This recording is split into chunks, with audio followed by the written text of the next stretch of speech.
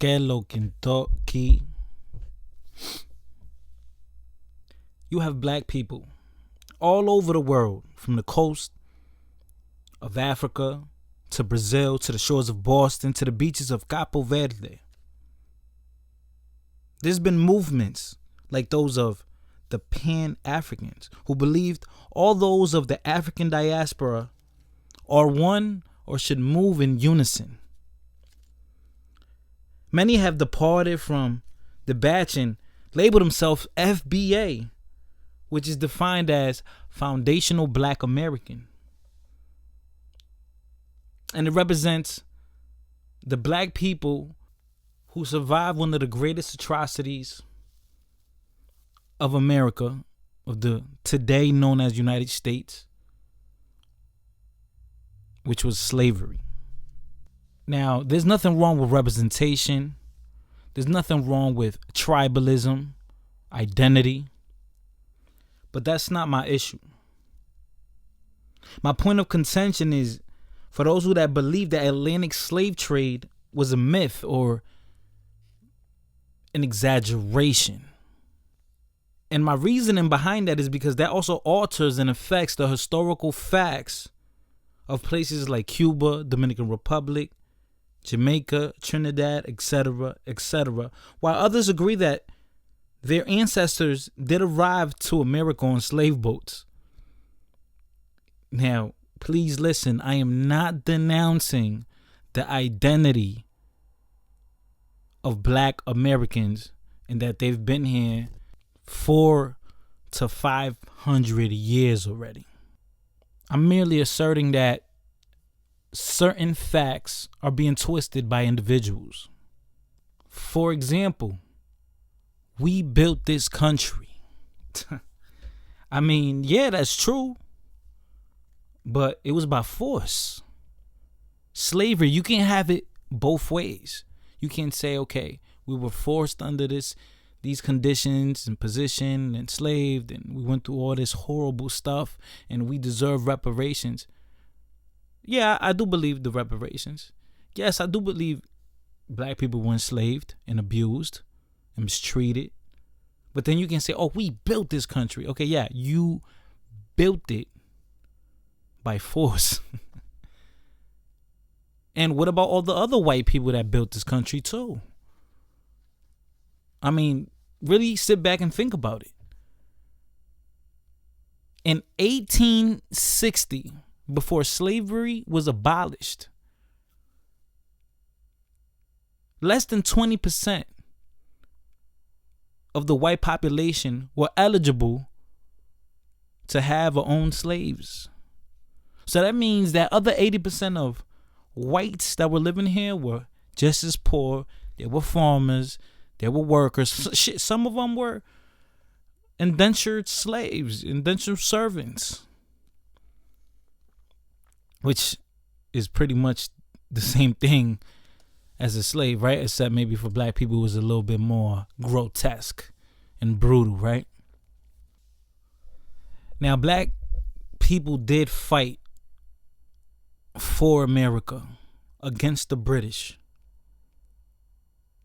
They did fight within each other for the white man. They fought for freedom. They didn't fight for the love of the country. They fought for their freedom. And that's very important to know. So, colonists, black enlistment wasn't out of a moral mandate. It was because America, or you can say the North, needed manpower. The South needed manpower to win war. And to beat the British too. That's something that needs to be noted. Now, when we have these conversations, people are going to look at me like, you're a foreigner. How dare you speak on this? How dare you speak about my people? How dare you speak about American culture, American history, the experience of being black in America? Well, guess what? I'm considered black in America. Now, that's where the term tether comes in. So, the definition of a tether would be a baby born in the United States as a ploy for citizenship. Actually, it's a term used by the American Negro ethnic group, referred to later as FBA/ADOS, to describe African and or Caribbean immigrants who moved to America for economic opportunity, using the benefits of the American Negro civil rights struggle while simultaneously disparaging the history, legacy, and lineage of the Negro American movement. Now, I don't speak down on black people. I only try to spread or speak on things that I know of, things I've read, things I've researched, because believe it or not, I grew up in the United States. I was born here. Yes, I guess I'm a tether. I'm an anchor baby.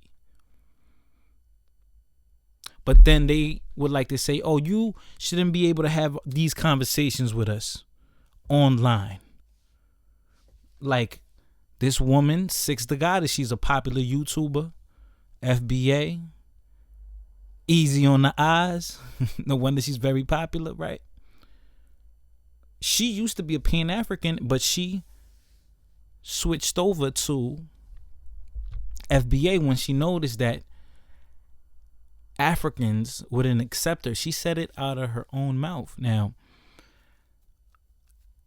I would hear many FBA people saying, Fighter, you're Dominican. You might be black, but you're not FBA. You're not one of us. Culturally, you're different. And yeah, they're right as far as culturally what I am. But I'm still allowed to have these conversations. You want to know why? Thanks to Tommy Sotomayor. Because Tommy Sotomayor said to me, if you live around a group of people, you should be able to speak about those people with conviction. Well, he didn't say that. Well, I'm adding that part. But you should be able to. Because it would make sense, right? Because you have knowledge. Your experiences. Wait, I'm supposed to just throw that in the trash bin? Nah. And at the end of the day, I am treated, you can say, depending who it is, as a black person in America. So Tommy, you were right, Tommy.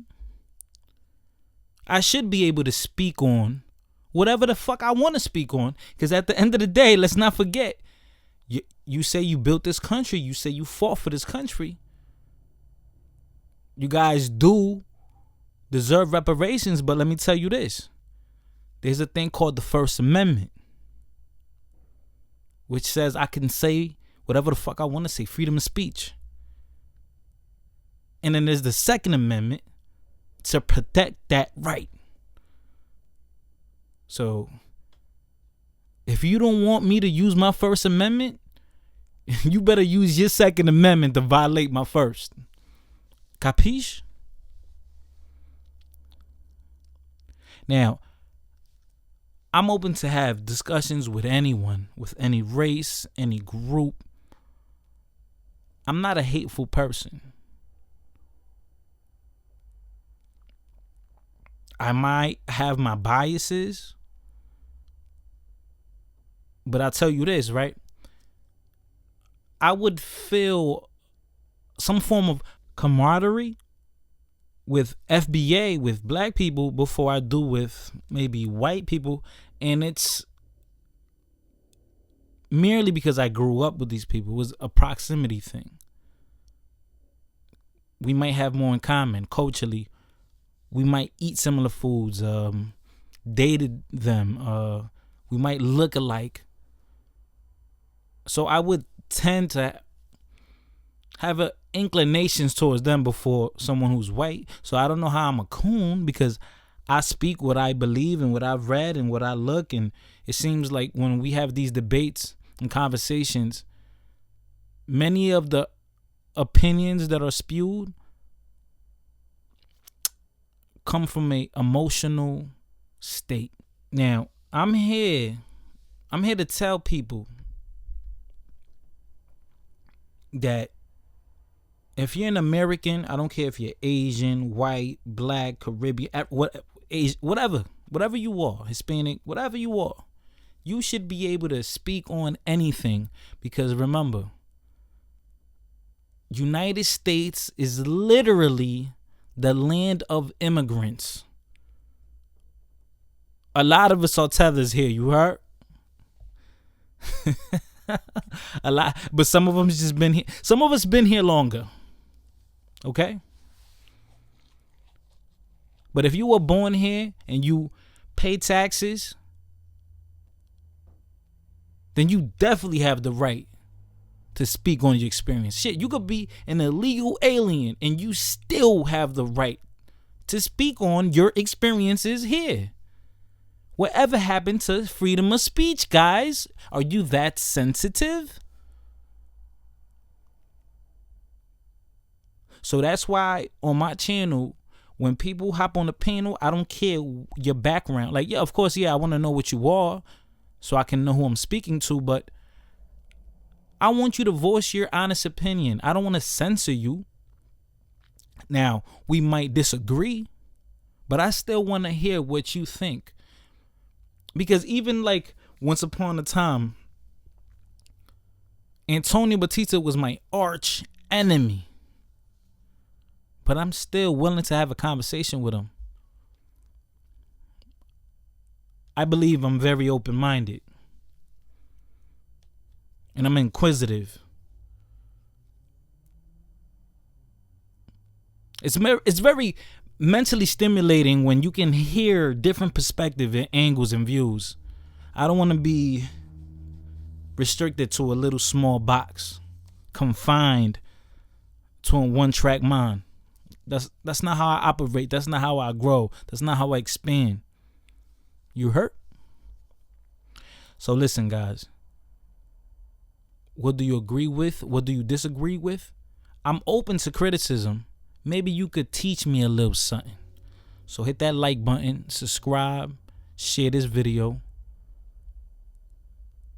And listen, if you don't like what I say, if you think I'm a coon, if you think I'm buck dancing, if you think I'm a hater, that's all right. Welcome to the Latino sphere. Welcome to the Cocolo show, where you won't be silenced.